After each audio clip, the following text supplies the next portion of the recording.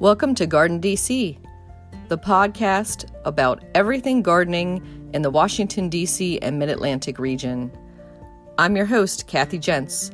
I'm the editor of Washington Gardener magazine, and we're aimed at gardening enthusiasts, people who grow everything from edibles to ornamentals, natives to exotics. If it grows in our area, that's what we talk about.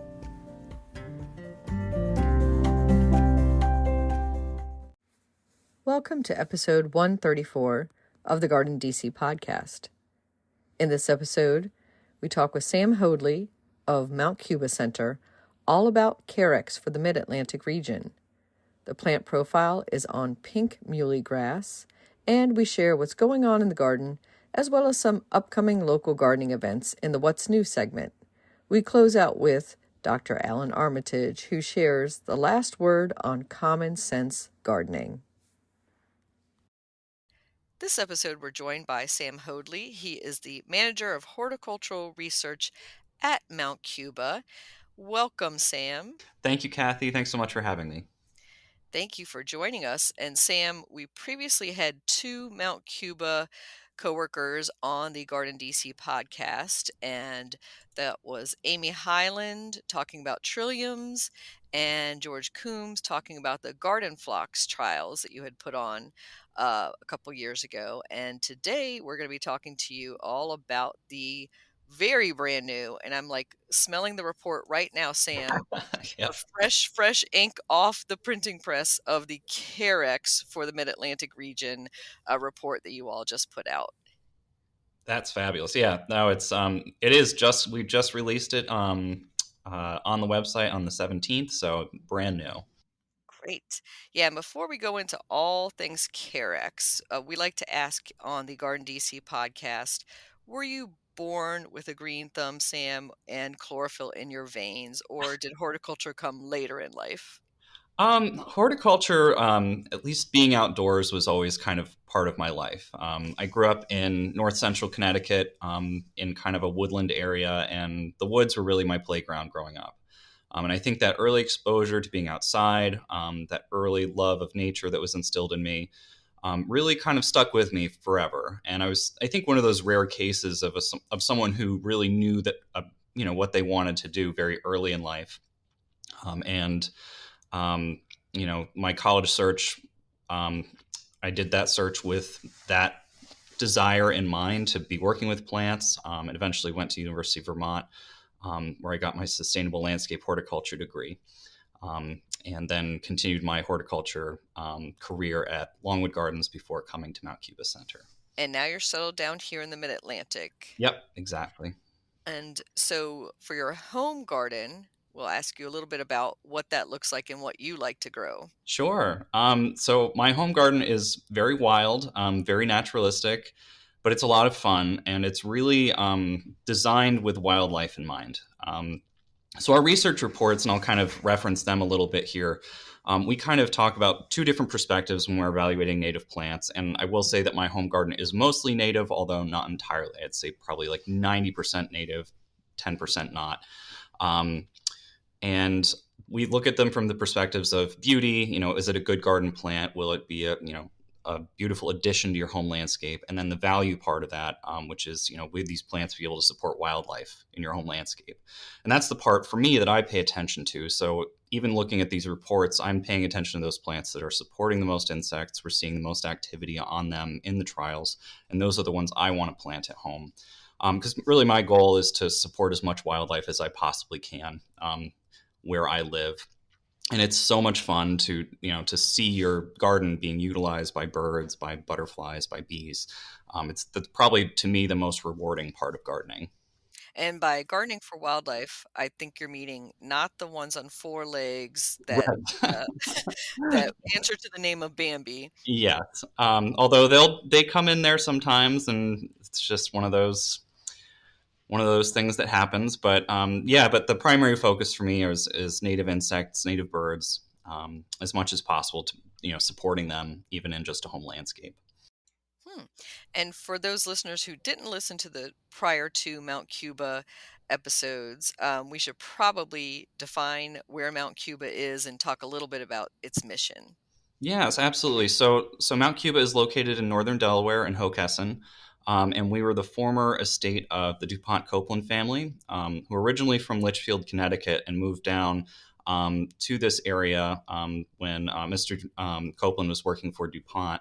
And they chose Mount Cuba Center because it looked a lot like Litchfield. It reminded them of their former home, and they settled here and really went about building this home, building this garden, and kind of what used to be a fallow cornfield. So everything, if you come here, a lot of this was planted and designed with intention, but in a naturalistic way. And as this garden was developing, as the Copelands were building and working on this site, they really kind of started thinking about the future of Mount Cuba Center and realized that they really wanted it to be a place that could be open to the public someday. And Mrs. Copeland kind of put her intention into words when she said that I want Mount Cuba to be a place where people will be inspired by the beauty and value of native plants and hopefully want to become conservators themselves. And those words kind of live on today as our mission. Everything we do at Mount Cuba Center ties back to that. As I mentioned in the trial gardens, we focus on both the beauty and value of native plants in the trial garden, the beauty being their horticultural values, their ornamental values, and their value of native plants we interpret as their wildlife value. So could these plants support wildlife? And that really, those kind of two pieces of that mission tie back to everything we do. And we want people to, when they come here, to be inspired and want to become conservators themselves. And part of the way you can do that is by planting native plants in your home landscape. But Mount Cuba Center recently opened. We opened to the public, I believe, in 2013, so relatively new in the public garden world. But we are very much a conservation-focused organization focusing on native plants in the eastern United States. Hmm. And I should also point out that Mount in Mount Cuba's name is relative. So it's basically a large hill. Yeah, and for Delaware, it's a big hill, but yes, Yeah. And don't think that you're going to have to do too strenuous of a walking around the property. right, It's gentle. exactly. Hmm. And speaking of the mission, you do have a good deer fence around you, um, and a great staff. And every year you come out with a new trial report on a different native species. And so for this year's Carex trials, I was looking at it and it says you have 70 different Carex that were trialed, including some cultivars, but mainly the straight native species. Correct. Yes. So all of our trials kind of, I'll say they have different flavors. So with Carex, it was a very species-heavy trial. If you look back at some of our older trials, some of them are very cultivar-heavy. So for like echinacea, for example, or coneflowers, it was primarily cultivars that were being evaluated. I think we had 70 some coneflowers, and I think only 7 or 8 of them were, the straight species, if you will. It's very much flipped with the Carex trial. Most of these are the wild type native species. Only a couple of cultivars, and those cultivars are, I believe, for the most part, if not all, just simple selections. So these are natural variations that were selected in the wild. Hasn't been a lot of complex breeding with this trial.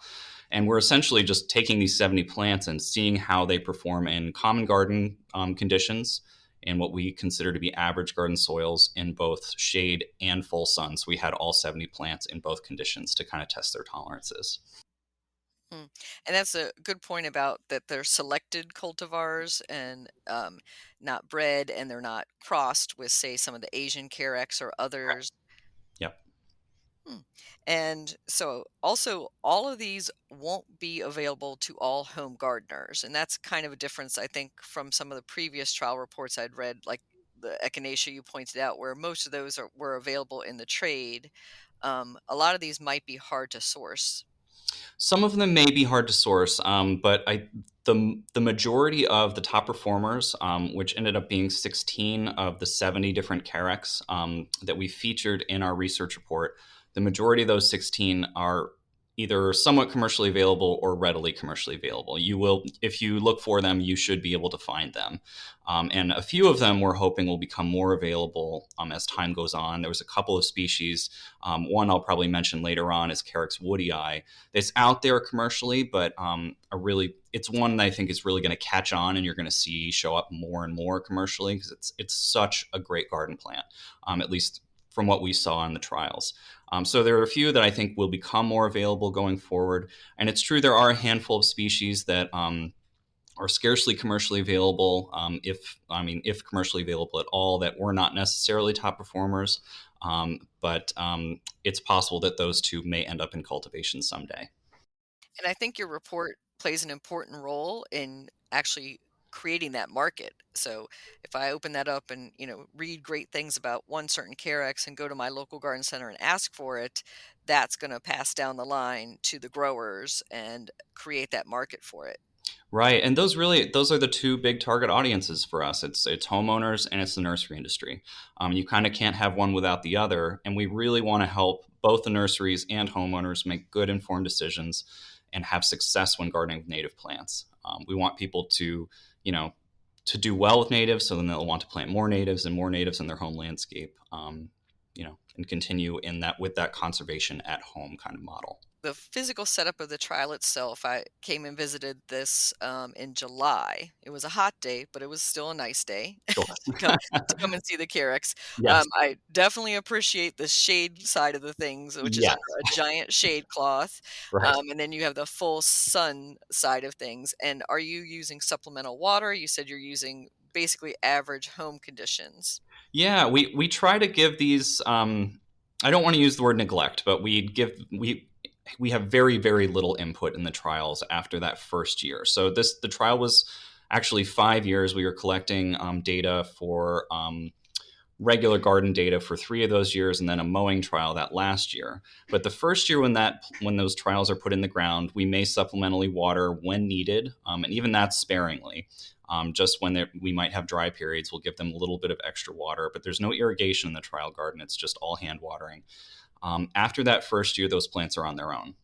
We don't supplementally water. We don't fertilize. We want to see what these plants will do with very, very limited inputs. So again, people will have similar results with similar low inputs in their home landscape. And the public is able to access those trials all during those 5 years and walk amongst it and be able to see for themselves, after a third year, maybe coming back and visit. And I'm like, oh, I've had my eye on that Carex and it's looking really good in shade, but not so hot in sun. So, you could almost do your own little trial on the side. Exactly. I think that's one of the really special things about the trial garden at Mount Cuba Center is you can interact with these plants and you can see them in progress. And you can make your decisions about, which plants do I want to have in my home landscape even before the trial reports are put out, if you have access and you were coming to Mount Cuba Center relatively regularly. But the trial garden really is just this place for learning and interpretation. Not just for the public, but for us as well. That's one of the things I enjoy so much about this job is that we're constantly learning, we're constantly observing these plants and kind of evaluating how they would do, again, in common garden conditions. Let's talk about the Carex in particular. And first, define Carex. So it's a grass-like perennial, Yes. is the first description of it. And you do a great job with the photos in the report of showing the difference between Carex interior, rushes, and grasses, but we'll try to describe that for the listeners. Sure. Yeah. So Carex are, interestingly, they are all perennial plants and they are grass-like.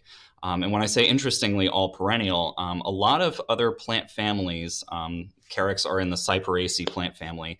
A lot of them have different habits, if you will. So if you think about grasses, you have, or different life cycles, if you will. So if you have grasses, there are annual grasses, think stilt grass. You have your perennial grasses, think like andropogon. And then you have your woody grasses, think like some of your bamboo.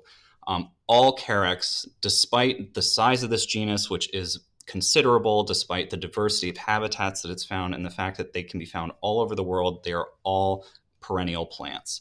So no annuals, no woody plants in the Carex family. And Carex are kind of lumped under a larger umbrella of what is commonly referred to as sedges. So sedges are kind of, again, an umbrella term that encompass the genus Carex, as well as some other closely related genus such as Cyperus and Eleocharis and a handful of others. But so all Carex are sedges, but not all sedges are Carex. The Carex is certainly the largest genus within the sedge family. And it can take a little bit of practice kind of teasing out which one, if once you have a sedge, is this a Carex or not? But sedges do look somewhat similar to, as you mentioned, to rushes and grasses, both grass-like perennials, and in case the grasses, they are grasses. But sedges, one of the easy ways that you can kind of determine whether you're looking at a sedge, a rush, or a grass is through this pretty simple rhyme that is a good kind of reminder of some of the key differences between these three families. So with sedges, you might hear this rhyme: sedges have edges, rushes are round, and grasses are hollow from their tips to the ground, or grasses have nodes from their tip to the ground. So sedges do have edges. They have triangular solid stems when they're cut open. Rushes have round stems, but they tend to be filled with a spongy pith, so they are solid as well, but round. And then grasses tend to be a round stem, but they are hollow inside.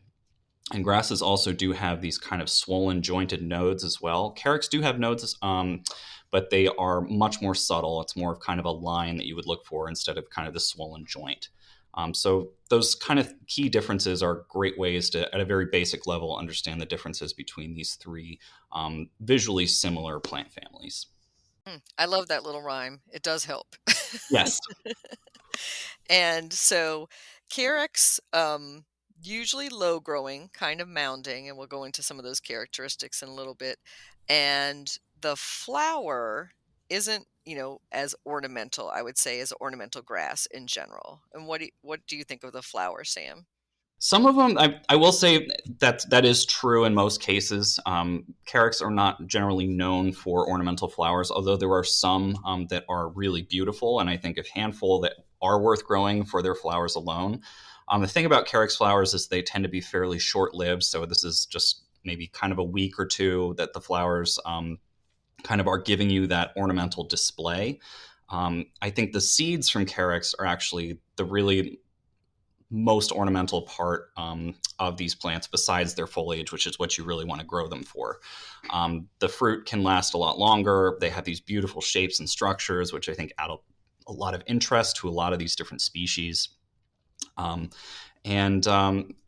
yeah, but some Carex flowers really are beautiful. Like there's a handful of our top performers. Carex woodii, which is one I will continue to mention, has beautiful carpets of kind of these straw-colored flowers in early spring, a great complement to other early flowering perennials.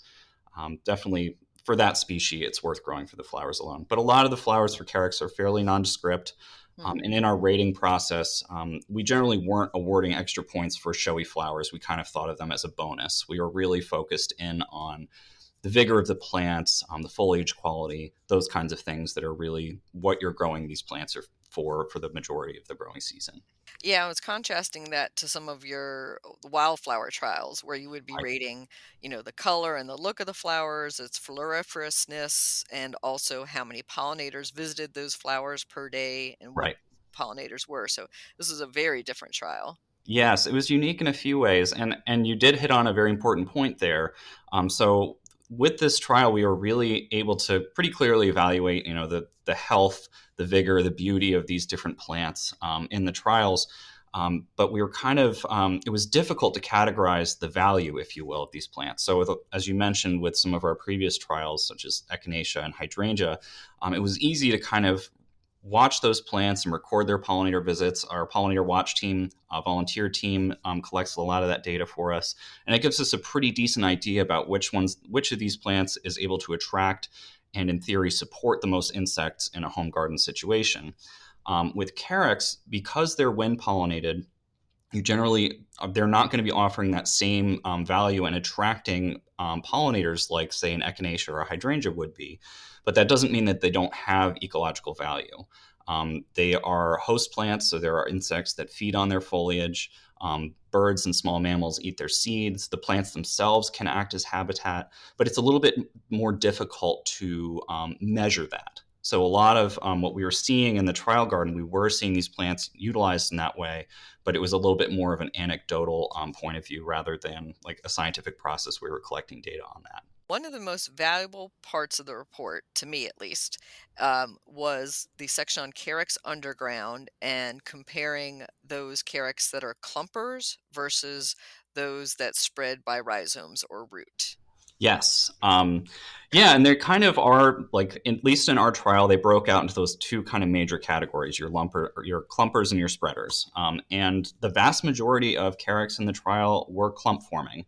So in that case, you're going to plant them. They're not going to really overrun the bounds of where they're intended to be, and they're going to make these beautiful kind of mounds. Depending on the species, it'll change in the size and texture and so on. But there were a handful of species that do spread by underground rhizomes, and most of them were fairly gently spreading. So Carex pennsylvanica and Carex woodii come to mind. They're low growing plants. I kind of think of them as kind of your base layer to your garden. They can kind of fill in gaps between other perennials. They're not going to overwhelm or outcompete other plants. But on the other hand, we had a couple of species, Carex amorii and Carex trichocarpa, that spread rapidly by rhizomes, very, very quickly, rather aggressive plants that in the right situation, so typically for those species, sunny areas with at least some decent moisture in the soil, they can overrun a small garden bed really quickly, and it can be hard to control. So for a small home landscape, maybe not the right choice for smaller garden beds, but that doesn't mean those plants are without merit. If you have kind of a sunny meadow that you want colonized quickly, or if you need to stabilize a wet bank, these would be great species to utilize. So it really is about making informed decisions, right plant, right place. There's no bad Carex species. It's just about where you may want to use them in your landscape. Yeah, and that's a great point about the wet feet or the dry, and you categorize them as well with dry shade lovers or sun, or that they can take wet. But also, when you're talking about fast spreading, I do want to set some expectations in our listeners because these are still plants. And Yeah, it's not like going to grow, 20 feet in 1 year, right. basically, type of thing. Yep. It won't go 20, but it might go 2 to 3. Uh, Hmm. yep. Yep. And that's again once established, like after the Exactly. first couple years. So first couple years, we got your creep, sleep, leap cycle, Exactly. um, and then it might, in ideal conditions, start to take over an area. Yep. And this is really just, we only saw that with two of the species out of the 70 that we evaluated. Most species were, I guess you could call them well behaved in cultivation. And almost you want them to spread more, some of those clumpers, because you're like, oh, I would really like to have a nice patch of this, but it's Yes. taking so long to fill in. Right. And they're not inexpensive plants. Right. If you're not buying them by a plug, if you're buying a quart sized or large or a gallon sized pot at a garden center, and you get a grouping of three, and then after maybe 5 years, you could double that size in some of the clumpers. Right. Right. Yeah. I mean, you can increase them through division. And good times to do that is in spring and fall. You can kind of split the plants up and increase them that way.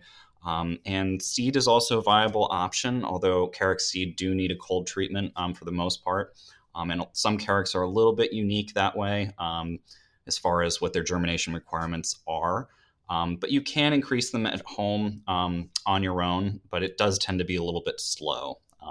And you're not wrong. Some of the larger plants are not inexpensive, but if you can find them grown in flats, that's a really great economical way to add a lot of Carex to your home landscape. Yeah, I hadn't thought about starting from seed, Sam. That is a good thought. Maybe I'll experiment this year with collecting some seed and see how that goes for me. Yeah, no, it's a great way to grow a lot of Carex. Relatively quickly. One of the best resources that I've found just for germination requirements and availability for Carex seed is Prairie Moon Nursery. They do a great job, a lot of good information on Carex, amongst other many different wildflowers. Prairie Moon Nursery, very easy to access them online, and so our listeners can check that out for seed tips for them and also purchase seed, I assume. Yes, exactly. Mhm. All right, so let's talk about some of those top performers in your study. And you've already alluded to the wood sedge, Carex woodii, which seems to be like, I'm going to say head and shoulders above the others, Sam. It's like checking all the boxes, right? It really is. It was such a great species. And I know many people are likely familiar with Carex pennsylvanica, which is also, it's a very popular, and rightly so, very popular Carex. It's a, but both of these plants kind of do similar things. I think that Carex woodii just does all those things just a little bit better. It's actually quite good at suppressing weeds with Carex pennsylvanica.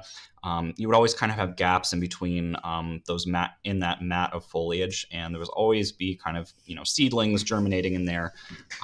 With Carex woodii, it just creates a much more solid mat of foliage that is better at suppressing unwanted weed germination. And I mentioned before that the flowers are stunning on this plant. It's not the only reason to grow Carex woodii, but it's a great reason to grow it. It's a great companion for other woodland plants, for other spring blooming plants. And another thing that was great about it is it did pretty much equally well in sun and shade. Maybe slightly better performance in shade, but it's one of those plants that you can plant in both sun and shade. If you have a sunny bed next to a shady bed, you can use Carex woodii as kind of like this unifying planting to kind of tie those two landscapes together in your home garden. It really is just, I think, a superior plant. It should be grown more. This is one that is somewhat available now that I'm really hoping will catch on in the nursery industry in the coming years. That's such a good point about those transition spaces, either, a shadow of a tree or a nearby building, and Yeah. then you go from full sun to full shade abruptly. So that's great that it is successful in both those situations. And when you mentioned the Pennsylvania sedge, Pennsylvanica, I thought that would be number one, Sam, and that's the one Yeah. that I've been touting for ground covers in my ground cover book and talks all the time. So you have changed my mind, and I'm gonna get Yeah. proselytize for woody eye, and in hand. If you can't get that one, get Pennsylvanica. Yeah, and Pennsylvanica is, of course, it's a great plant. It's a proven plant, and we actually evaluated a cultivar of Pennsylvanica as well called Straw Hat, which was introduced by Brent Horvath of Intrinsic Perennial Gardens in Hebron, Illinois. But it's a really interesting clonal selection of Carex pennsylvanica. Those familiar with Pennsylvanica will know that it doesn't have the showiest flowers. They tend to be fairly nondescript. But Straw Hat has beautiful flowers, kind of similar to Carex woodii in a lot of ways. Those kind of beautiful straw-colored flowers that'll be born above the foliage in late April, early May. Not as fast to spread as regular Carex pennsylvanica, but an interesting plant to add to the home landscape as well. But I will always promote Carex pennsylvanica. I just think that Carex woodii is, either as good or better than pennsylvanica in a lot of the settings that pennsylvanica is used in. So woody eye, the common name wood sedge, and the Latin name tend to make you think it would be something you would find as an understory plant in our native woodlands. Is that where it's mostly native to?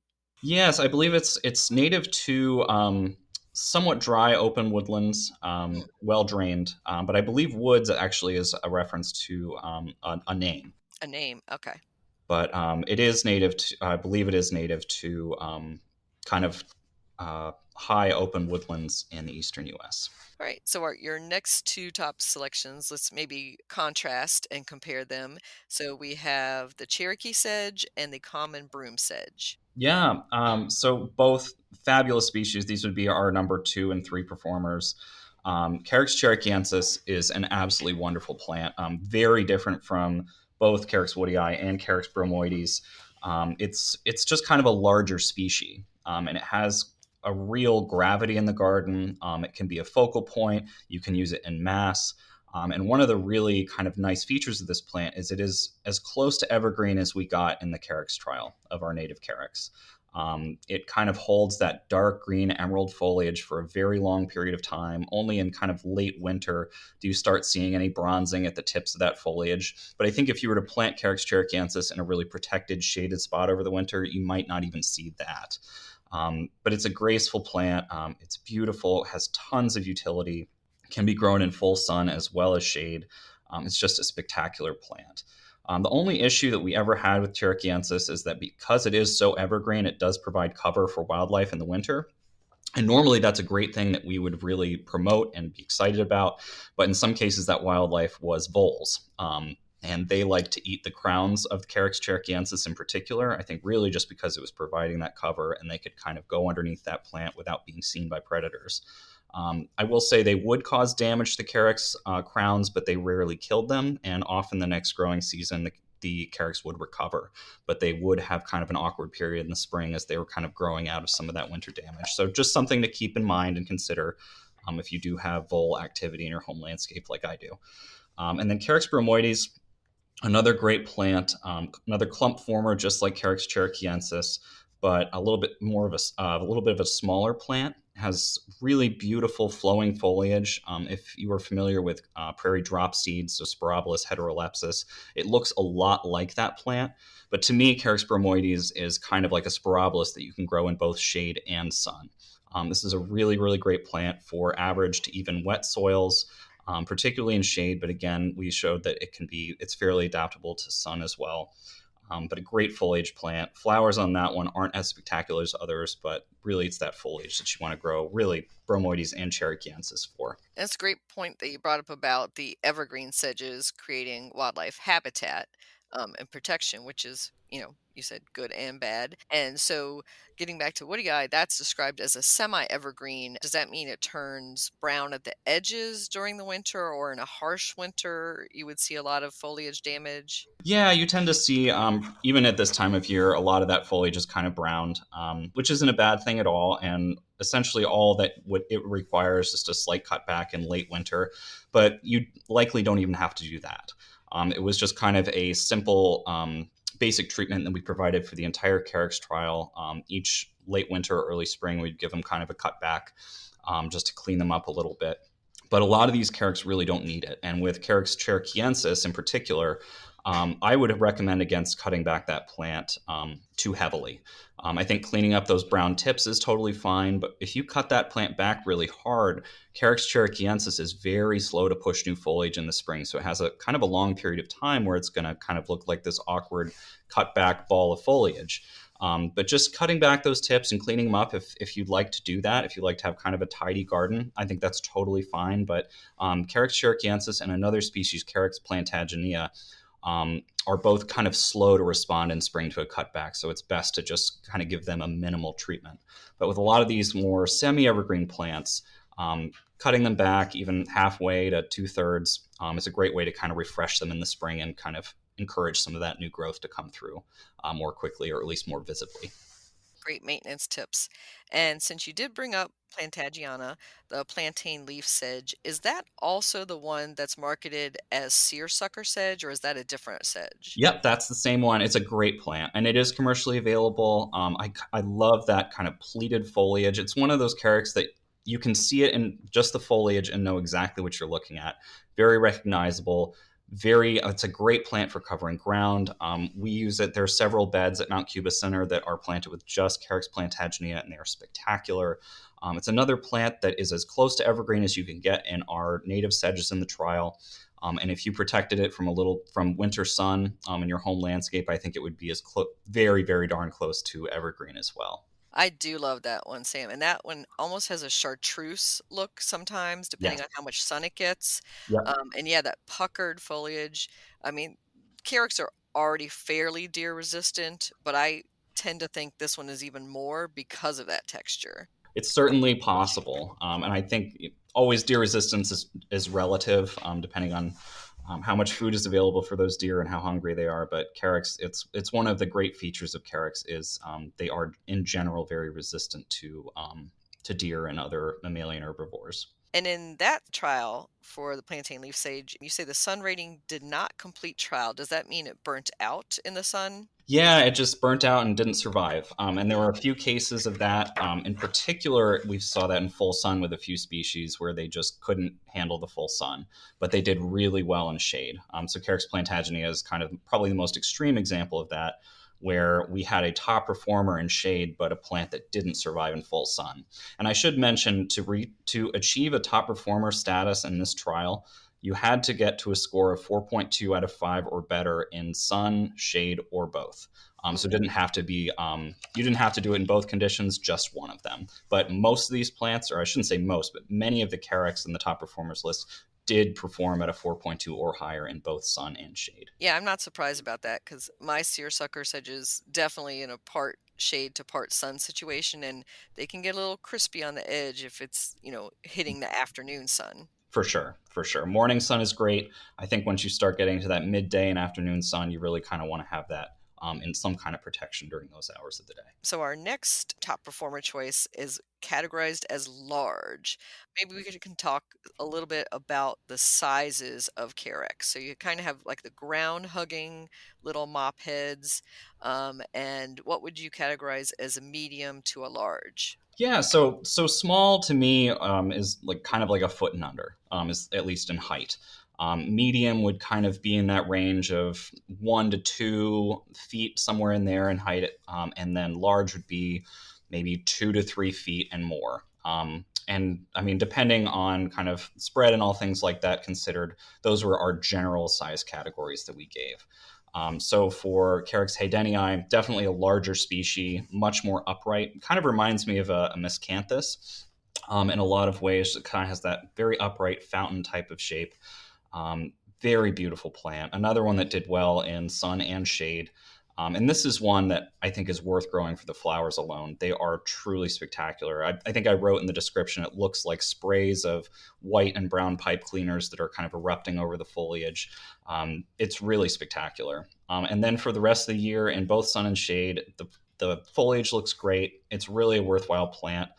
Could be used successfully in a perennial border, in a rain garden. There's a lot of uses for Carex haydenii.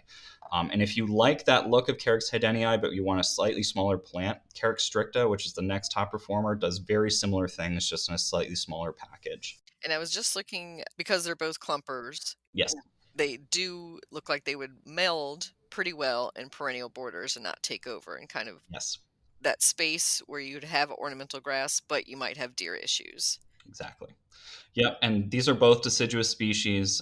They behave fairly similarly. They occur in fairly similar habitats, kind of these wet, sunny areas in the wild. But they're both very worthy additions to home landscapes. And your next two, they're getting into the medium level here for top Yep. performers. But we have emery sage and long beaked sage, and I love that name, long beaked sage. Yes, yes. Yeah, so Carex amorii or emery sedge, this is one of those Carex that spreads very quickly. So Carex amorii and Carex trichocarpa, in proper conditions, and those conditions would be sunny, kind of moist soils, they can spread rapidly in a home landscape. So this is one that you kind of want to think about where you might want to site it, but it covers ground really well. In the right situation, this could be a really, really good plant to use. It has really beautiful kind of blue-green foliage. Flowers are sparse. In theory, it's doing a lot of its a lot of its spreading by just rhizomes and vegetative means. So it's not producing as many seeds as some of the other species. It's a great plant. Again, just use with that knowledge in mind that it is going to spread. Carex springelii, very similar to Carex cherokeensis. Actually, they come from the same section. And one of the things that I love about this plant is that the flowers and fruit, it really does look like heads of wheat. It's very attractive, offers kind of an interesting texture, offers movement to the landscape. Unfortunately, and this is true of many sedges, after those flowers have finished blooming, they tend to flop over. But that flop, as those plants kind of flatten out, new foliage quickly is produced and kind of covers that up. So it's only a couple weeks where you kind of have this awkward period in the garden. But likely, if this plant were surrounded by other perennials, that flop wouldn't be as severe and you wouldn't notice it as much in a home landscape. But definitely worth growing for those flowers. For the remainder of the summer and fall, it's just these beautiful mounds of this kind of medium green foliage, very similar to Carex cherokeensis, just a slightly lighter shade of green and a slightly smaller plant. And then that brings us to Carex pennsylvanica, which we had discussed a bit before, and that you had trialed both the straight species and the straw hat cultivar. Yep. And again, both great plants, totally worthy garden additions. Carex pennsylvanica is very available. Straw Hat is a great plant. If you can track it down, definitely worth adding to your home landscape, especially if you have a smaller kind of vignette where you can appreciate those really showy flowers. They're both great plants. I love using Carex pennsylvanica, and we use it extensively at Mount Cuba Center to kind of mix through other woodland perennials in particular. And there's actually a planting of Carex pennsylvanica in the trial garden that's mixed with Oxalis violacea. And it's just this beautiful planting just in completely full sun, and the Carex pennsylvanica does great there as well. But it allows kind of these more delicate plants to come through it, and it doesn't overwhelm them. So that's kind of one of the positives of it not being able to outcompete those plants like Carex woodii. Some of those more delicate plants might have a harder time growing with them. So if you are using Carex pennsylvanica in a mixed planting, that might be a better option between woodii and pennsylvanica. Yeah, that's a good point. And I love the way Pennsylvanica moves in the wind. I'm always recommending that for kind of that undulating meadow type texture that it has to it.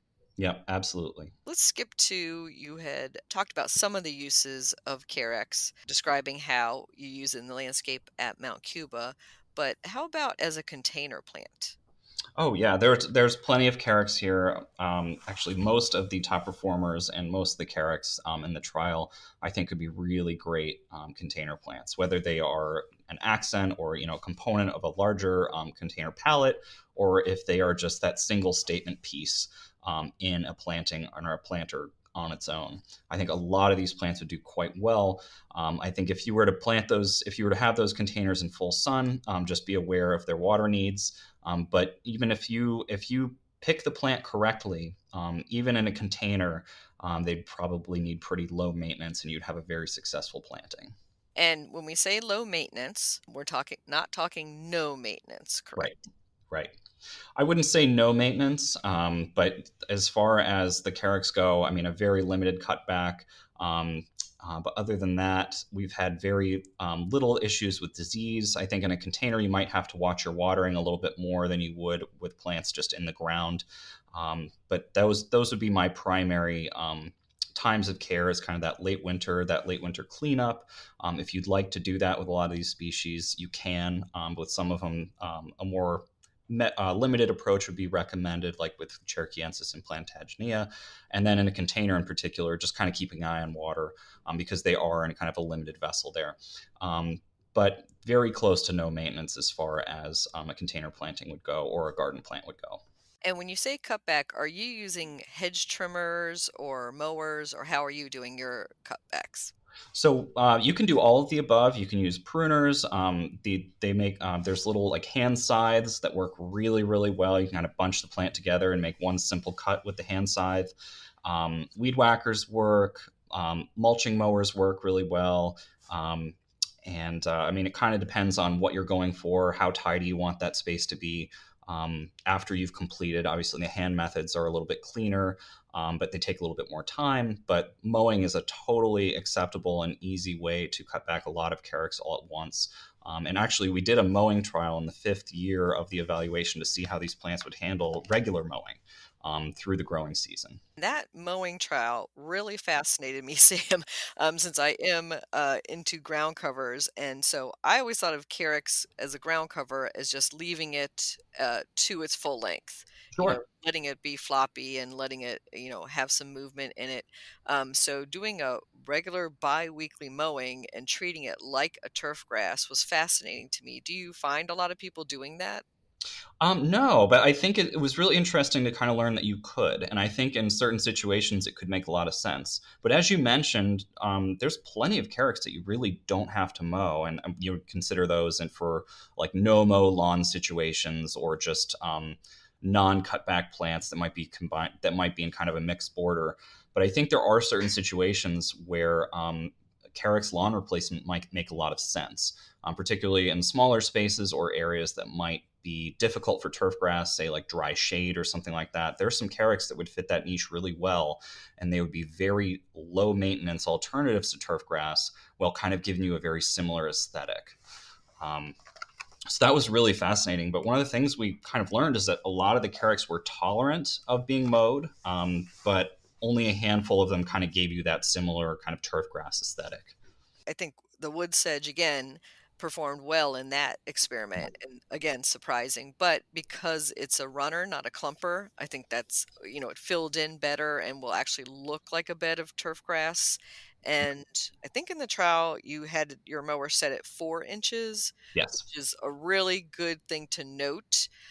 So if you are going to do this treatment, you don't want to scalp it. Right. Yeah, we had our push mowers or our mulching mowers that we were using. The highest setting was 4 inches, which was great for a lot of plants. There were a few species that it wasn't quite high enough. So Carex bromoides is plant that we had mentioned as a top performer before. It does kind of develop these kind of elevated, almost woody crowns. And that were just right at that 4 inch mark. So those would often get scalped right when we mowed, and they would look bad for a couple of days. They eventually would regrow and recover, but it's one of those plants that we kind of determined wasn't a great candidate for mowed lawns, just because it would give you that kind of lumpy aesthetic. But a lot of the plants that did really well were those lower growing species anyways that had finer foliage. And as you mentioned, the rhizomatous plants, I think, really had that kind of added edge over some of the clump formers because they will knit together. They'll continue to spread. You may need less plants initially when you're doing that initial planting. So Carex woodii and Carex pennsylvanica, again, would be two great candidates for a mowed lawn replacement, and also a great candidate for a no-mow lawn replacement as well. You say that one thing that you didn't note in the trials that you might go back or continue on is the walkability or stepability of some of these Carex. Yeah, that's the one thing we're really not sure about. How much wear and tear can these plants take? Would they be able to kind of live up to what we expect of turf grass? The wear and tear of even just being walked on a fairly regular basis. That's something we're just not sure of. The only real wear and tear they got was being walked on when we were pushing the mower over it, but that's certainly not the same as being walked on a regular basis. So that's something that would be fascinating to see. If you do find that Carex is just not handling that foot traffic very well, I think there's some great easy ways around that. Maybe just adding stepping stones in and kind of taking some of the pressure off of those Carex plants. Yeah, and I think that the stepping stone would be good, but also a little pathway, Sure. just cut out of it. Or, how many of us are playing rugby on our Right. lawns anyway? So Exactly. maybe you're only crossing over it once or twice a day in any case, and it's not constant foot traffic. So Sure. might Sure. put up with that. All right. So any other thoughts on Carex before we wrap up? So yeah, so it was a really fun trial, as you mentioned, very different to what we've done in the past. But really, what we were hoping to inspire people to want to use Carex. We think they're great plants. There really is a Carex for every garden. So as we mentioned, there's Carex for dry shade, there's Carex for wet shade, and because this trial was so species heavy. One of the things we really wanted to drive home is that there's not a bad species. The top performers that we determined from our trial are the plants that are going to do best in kind of average garden conditions. So average in our trials is about pH of 6.5, fairly moisture retentive, fairly rich in nutrients. But if you have soils that are slightly different, we have some lists for Carex for dry shade and dry sun, and Carex for wet sun and dry sun. So there's some options out there, and there's also a downloadable Excel file on our website that will help you kind of generate lists based on what your goals are for your garden. It'll help you pick the best Carex for your situation. So hopefully that's a tool that you'll find useful in selecting plants for your home landscape. And we should mention for listeners that website is mtcubacenter.org, and MT for Mount, obviously. And we'll have that link in our show notes. And so your next trial is... Yeah, so our next trial is ironweed or Vernonia. I'm really excited about that. We have 45 different ironweeds in the trial. This will be the last year of data collection. We're kind of looking at these plants from, again, those two perspectives of, are these good garden plants for the Mid-Atlantic region? And will these plants be able to support wildlife, in this case, pollinators in the Mid-Atlantic region as well in your home landscape? So this will be kind of a more traditional trial where we're looking at both of the relationships in the garden, in the garden landscape as well as with wildlife. And it's been really fascinating so far. And again, you can come and see these plants. We open April 1st. You can come see these Vernonia. They'll probably just be starting to grow, and they're going to have one more season in the ground with us. Probably the best time to come see them is late August, early September, when they're kind of at their peak bloom. So how can listeners contact you, Sam, if they want to follow up? Yeah, but please contact either info@mountcubacenter.org or my email address, which is just shodley@mountcubacenter.org. Mount Cuba is just mtcubacenter.org. Happy to chat about the trials anytime. Happy to answer questions on the current trials or plants or evaluations that are ongoing. And please let me know if you're stopping by. I'd love to show you the gardens. Thank you so much, Sam, for sharing about your new Carex research report and all those helpful hints. Thank you again so much for having me.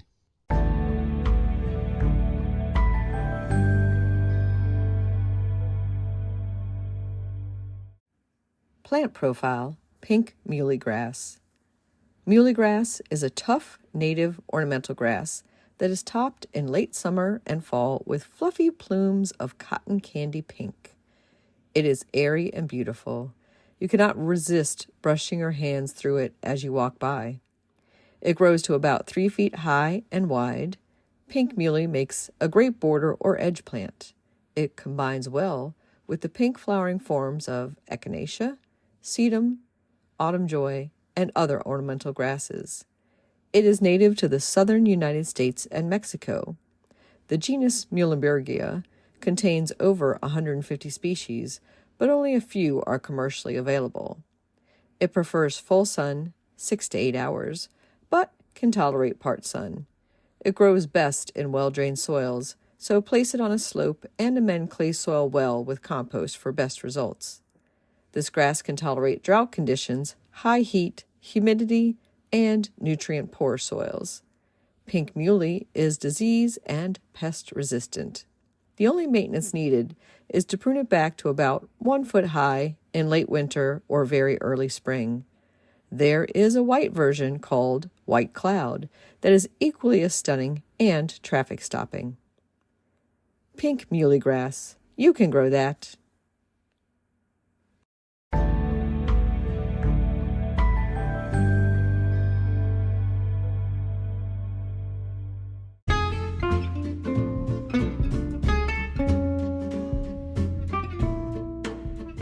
What's new this week? Well, the primroses I bought last winter at the grocery store are starting to bloom again in my windowsills, the same time as the primroses are being put out on sale once again at the grocery store. And of course, I'm going to buy a few more to add to that collection. In the local gardening world, some upcoming events that you might want to attend include the Urban Trees 101, and that is on Monday, January 30th from 7 to 8:30 p.m., hosted by KC Trees and the City of Hyattsville to discuss the importance of trees in our city spaces. This event is free, and you can register for it on Eventbrite and find the link at KC Trees website. Also happening is March 3rd and 4th, the Galanthus Gala 2023. It's back, and it's a hybrid this year. So it'll be partially online and partially in person at the Downington Friends Meeting House in Downington, PA. And you can, again, register for that through Eventbrite. Prices range from $29 to $99, depending on if you're attending one lecture or the entire meeting. And don't forget about our Washington Gardener Magazine seed exchanges coming up on Saturday, January 28th from 12:30 to 4 p.m. at Brookside Gardens in Wheaton, Maryland. You can register for that now at WGSeedX, that's EX, 2023.brownpapertickets.com. And we still have plenty of spaces left at the following weekend's seed exchange on Saturday, February 4th. At the same time, 12:30 to 4 p.m. at Green Screen Gardens in Alexandria, Virginia. Use that same link, just toggle down and make sure you're selecting the February 4th date if you're going to attend the Virginia one. And we also have our Garden Book Club meeting coming up on Thursday, February 9th from 6:30 to 8 p.m. and that is held via Zoom. and we are discussing The Earth in Her Hands, 75 Extraordinary Women Working in the World of Plants by Jennifer Jewell, and I hope you'll join us for that. Happy gardening!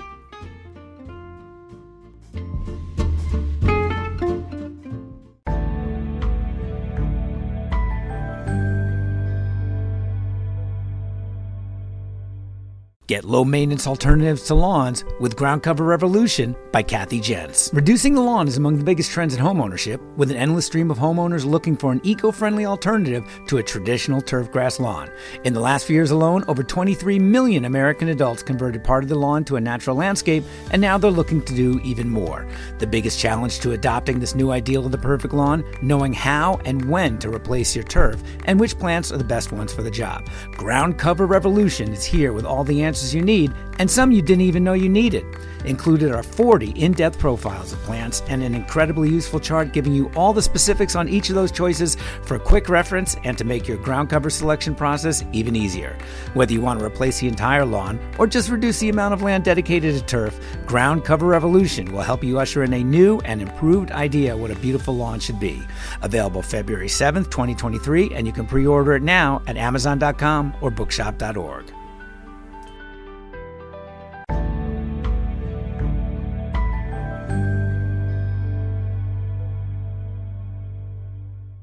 In the new book, The Urban Garden by Kathy Jentz and Terry Spate, you'll find dozens of inspiring and creative ways to grow flowers, shrubs, vegetables, herbs, and other plants in small spaces and with a limited budget.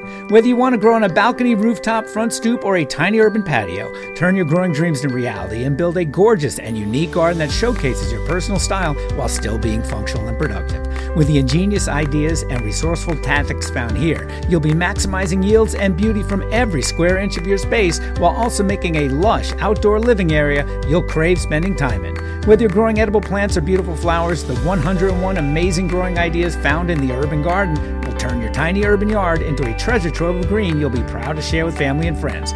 Buy your copy today at your local retail bookseller or order it online now at Amazon.com or bookshop.org.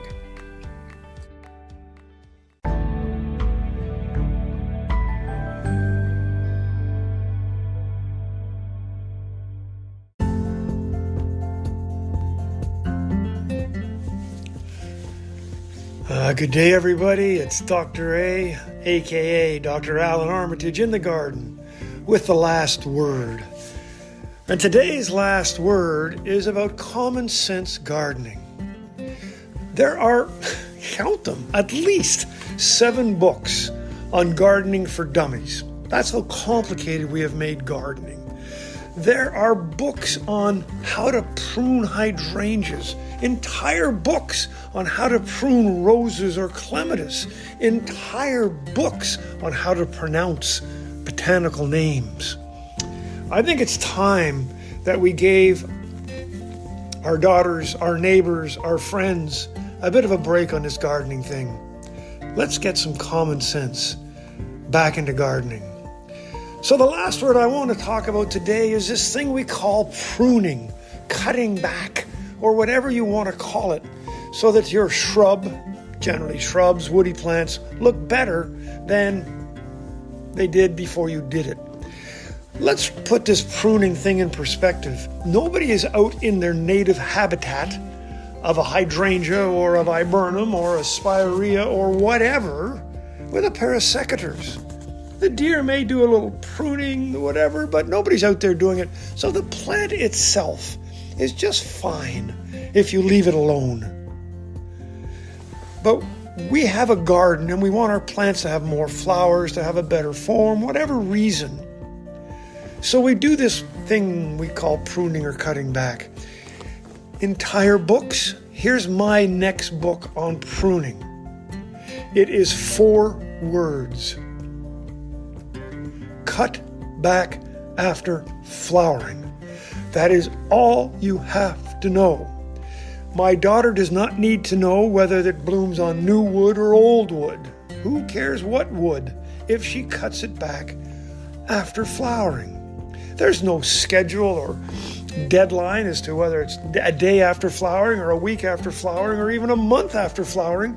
But don't wait to something that flowers only in the spring to cut it back in the fall, if you want to cut it back at all. If something flowers all year, cut it back all year if you wish, or leave it alone. Cut back after flowering simplifies life. It probably doesn't do anything for the authors who have a 300-page book on pruning, and there are right ways, believe me, I understand that. And there are wrong ways. But for my daughter and for my neighbors, cut back after flowering works. Now that's my last word on Common Sense Gardening, the art of pruning. See you in the garden. This is Dr. A. Until the next time, bye-bye.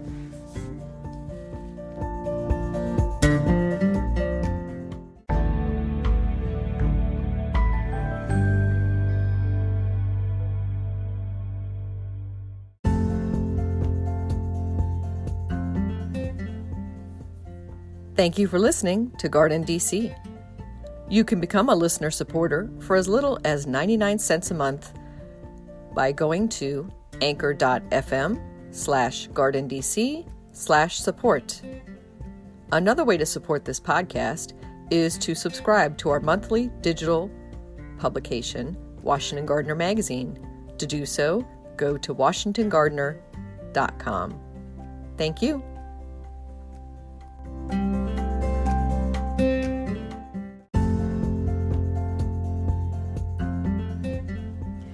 You can find Washington Gardener online at WashingtonGardener.com, on Twitter at WDC Gardener, on Instagram at WDC Gardener, and on Facebook.com at Washington Gardener Magazine.